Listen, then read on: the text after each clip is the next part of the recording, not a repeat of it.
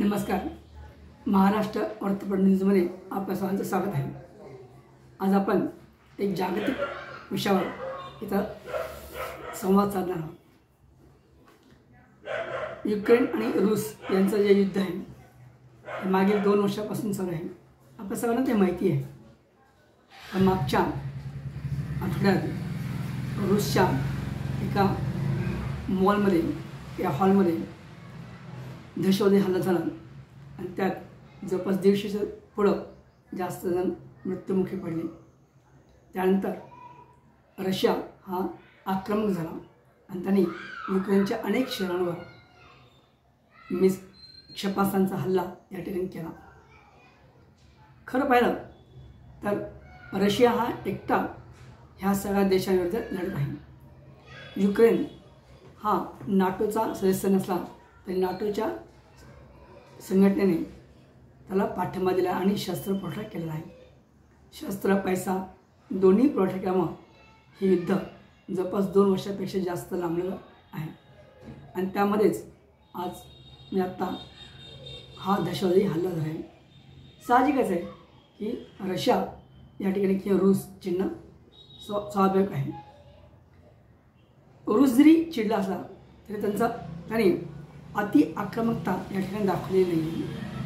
पण एक चुकून मिसाईल किंवा एक क्षेपणास्त्र पोलंडच्या सीमेवर जाऊन आदळलं आहे किंवा पडलं आहे. त्यामुळं नाटो संघटना आणि त्यांचे संघटनेतील जे सहभागी 42 देश आहेत ते सावध झालेले आहेत. आणि आता रशिया आपल्यावर हल्ला करेल असं त्यांना वाटतं आहे. यामध्ये सर्वात पहिल्यांदा बळी पडणार ते पोलंड हा दुसऱ्या महायुद्धामध्ये सुद्धा सर्वात पहिल्यांदा बळी पडणारा देश ठरला. तसंच आत्तासुद्धा तो बळी पडण्याची शक्यता आहे.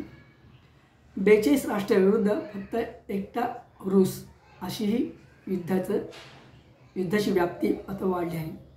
यामध्ये प्रामुख्याने अमेरिका हे सर्वात आघाडीवर राष्ट्र आहे. का अमेरिकेच्या नेतृत्वाखालीच नाटो ही संघटना स्थापन झाली आहे. हे जे युक्रेन आणि रशिया यांचं जे युद्ध आहे यामध्ये कोण जिंकेल हा प्रश्न अनुत्तरित आहे. कारण रशिया कोणत्याही स्थितीमध्ये आता माघार घेणार नाही असं दिसून येते. आणि युक्रेनसुद्धा या ठिकाणी नाटोच्या मदतीने हे युद्ध जास्तीत जास्त लांबवण्याचा प्रयत्न करत आहे. आणि रशियाचा विजय हाच युरोपमधील शांततेचा मार्ग आहे हे मात्र नक्की आहे. पण भारतीय मीडिया किंवा भारतीय इलेक्ट्रॉनिक चॅनल्स हे पूर्णपणे एकाच स्रोतावर माहितीच्या एकाच स्रोतावर अवलंबून आहेत. त्यामुळं आपल्यासारखं युक्रेनचंच बाजू दिसून येत आहे. पण रशियाची बाजू त्या प्रमाणामध्ये किंवा जेवढ्या प्रमाणात पाहिजे तेवढ्या प्रमाणामध्ये दिसून येत नाही किंवा माहिती मिळत नाही. याचं कारण म्हणजे सोशल मीडिया हा पूर्णपणे अमेरिकेच्या हातामध्ये आहे. आणि मीडिया यापुढं फार महत्त्वाची भूमिका जगभरामध्ये बजावू शकतो किंवा त्याचा वापर मोठ्या प्रमाणात होऊ शकतो. आणि सगळा सोशल मीडिया फेसबुक असेल, ट्विटर असेल, इंस्टाग्राम असेल, यूट्यूब चॅनल अशा अनेक माध्यमं जे आहेत हे सगळे अमेरिकेच्या हातामध्ये आहे. त्यामुळं अमेरिका किंवा पश्चिम राष्ट्रे ज्या बातम्या पेरेल किंवा देतील तेवढीच बाजू जगासमोर येत आहे. पण रशियाची बाजू मात्र या ठिकाणी जगासमोर येताना दिसत नाही. यासाठी युद्धाच्या ज्यावेळेस आपण कथा लिहितो किंवा वाचतो किंवा बघतो तर हे सगळं एकतर्फी आपल्याला माहिती मिळते किंवा दिसून येत आहे. पण दुसरी बाजू रशिया या ठिकाणी पुरवत नाही किंवा त्यांचा थोडं प्राबल्य या ठिकाणी नाही आहे. त्यामुळं जगावर जर राज्य करत असेल तर मीडियासुद्धा आपल्या हातात असणं गरजेचं आहे. विविध क्षेत्रात नुसतं सैनिक लढत नसतात, तर युद्ध हे अनेक प्रकारे लढलं जातं. त्यात हे मीडिया वॉर आता या ठिकाणी खूप मोठ्या प्रमाणामध्ये महत्त्वाची भूमिका बजावणार आहे.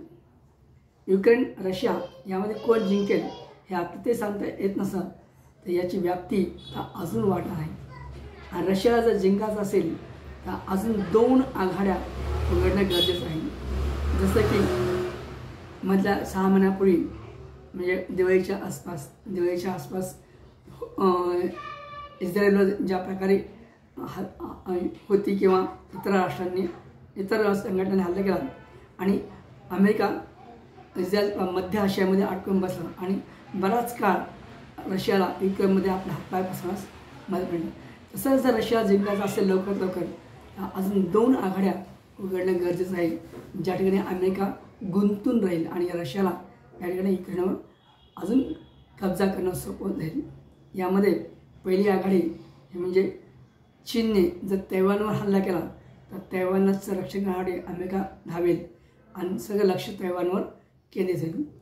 तसंच जर उत्तर कोरियाने दक्षिण कोरियावर हल्ला केला किंवा जपानवर हल्ला केला तर जपानला किंवा दक्षिण कोरियाला संरक्षणाची हमी या ठिकाणी अमेरिकेने दिल्यामुळं त्यांना तिकडं जास्तीत जास्त लक्ष देणं भाग पडेल आणि मग साहजिकच रशिया युक्रेनमध्ये आपला वर्चस्व निर्माण करेल किंवा कब्जा करू शकेल.